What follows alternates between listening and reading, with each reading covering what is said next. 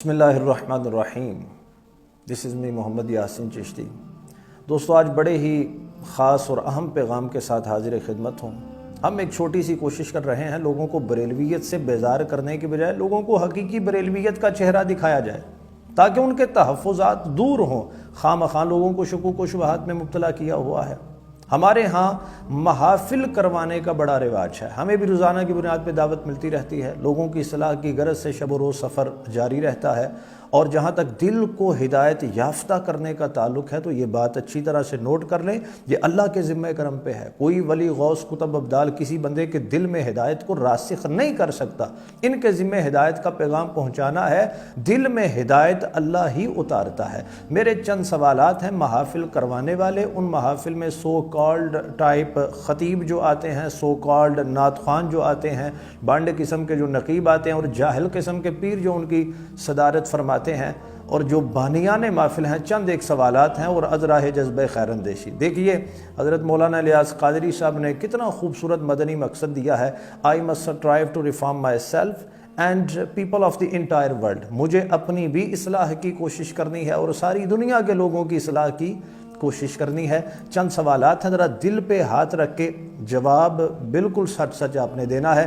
اب یہ جتنے حضرات میں نے نام لیے الا ماشاءاللہ، اب ان سے سوال کرتے ہیں. 6 کلمے آتے ہیں آپ کو؟ جواب آئے گا الا ماشاءاللہ نہیں. نماز میں کتنی چیزیں فرض ہیں پتہ ہے؟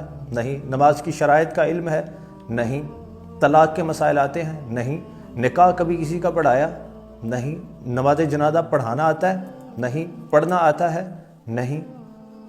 یہ میرے بندے ہاتھ دیکھیے، یہ ان محافل میں کیا لوگوں کو پیغام دے رہے ہیں. 15 20 25 سال گزر گئے، نہ تینوں نکاح دے مسائل دا پتہ چلیا، نہ طلاق دے مسائل دا پتہ چلیا، نہ نماز پڑھن دا طریقہ آیا، نہ ایک نماز جنازہ پڑھاؤں دا طریقہ آیا. بھئی یہ کیا سیکھ رہے ہو؟ یہ ساری رات 3 بجے تک محفل ہوئی، کیا ہوا؟ جواب ملتا ہے میرا مرشد سونا، میرا مرشد سونا، حق کے حق کے. یہ ساری رات ہوا. خدا را ہوش کے ناخن لیجئے. آپ لوگ ذمہ دار ہوں گے اس قوم کی بربادی میں. آپ کا پورا پورا کردار ہے. اور دل پہ ہاتھ رکھ کے ذرا ٹھنڈے دماغ سے سوچئے گا کہ ہم لوگ محافل کیا اللہ رسول کے لیے کرواتے ہیں یا دنیا کو راضی کرنے کے لیے کرواتے ہیں؟ اور یہ بات نوٹ کر لیجئے، ہمارے یہ جو نعرے ہیں، جب قیامت کے دن ہم سے پوچھا جائے گا کہ تو نے کہا غلامی رسول میں موت بھی قبول ہے، نماز تو نے نہیں پڑھی، چہرے پہ داڑھی تو نے نہیں رکھی، قرآن پاک تو نے اوپر سے دیکھ کے پڑھنا نہیں سیکھا. آقا علیہ السلام نے ارشاد فرمایا میری یہ خواہش ہے، اللہ اکبر، میری امت کے ہر بندے اور ہر بندی کو سورہ ملک زبانی یاد ہو. 30 آیتیں ہیں. ذرا غور کر کے بتائیے امت کے کتنے وہ خوش نصیب افراد ہیں جنہوں نے حضور کی اس خواہش کو پورا کیا. 20 سال محفل کروا لی، سورہ ملک زبانی یاد کی، اوپر سے دیکھ کے پڑھنے کا بھی معمول بنا.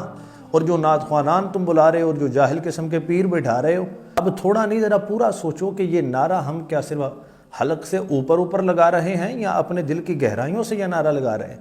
سود کا لین دین ہمارا معاشرہ کر رہا ہے، ملاوٹ ہمارا معاشرہ کر رہا ہے، جھوٹ ہمارے معاشرے میں پھیل گیا، حرام خوری یہاں عام ہو گئی، رہزنی یہاں عام ہو گئی، بد نگاہی یہاں عام ہو گئی. تو بھائی ان محافل میں کیا سکھا رہے ہو لوگوں کو؟ اس لیے اگر ہم چاہتے ہیں کہ ہمارے معاشرے کی اصلاح ہو، سب سے پہلے ہم اہل سنت بریلوی حضرات کو اپنی محافل میں ہونے والی خرافات کو ختم کرنا ہوگا. اب جاہل قسم کا پیر منصب صدارت پر بیٹھا ہوا ہے اور چمچہ گیری کرنے والا مولوی کہے گا پیر طریقت راہبر شریعت. تو یہ بہت ساری چیزیں ہیں جن کی ہمیں اصلاح کرنی ہے. میں امید کروں گا کہ آپ میری ان باتوں کو بالکل پازیٹیو لیں گے اور اصلاح معاشرہ میں اور بالخصوص ہماری محافل میں جو خرافات آ چکی ہیں ایز پاسبل انشاءاللہ اس کی اصلاح میں آپ ہمارا پورا ساتھ دیں گے. اللہ آپ سب کو رحمتوں سے نوازے. مجھے اپنی دعاؤں میں یاد رکھیے. میں آپ کے لیے دعا گو ہوں. والسلام ورحمۃ اللہ وبرکاتہ.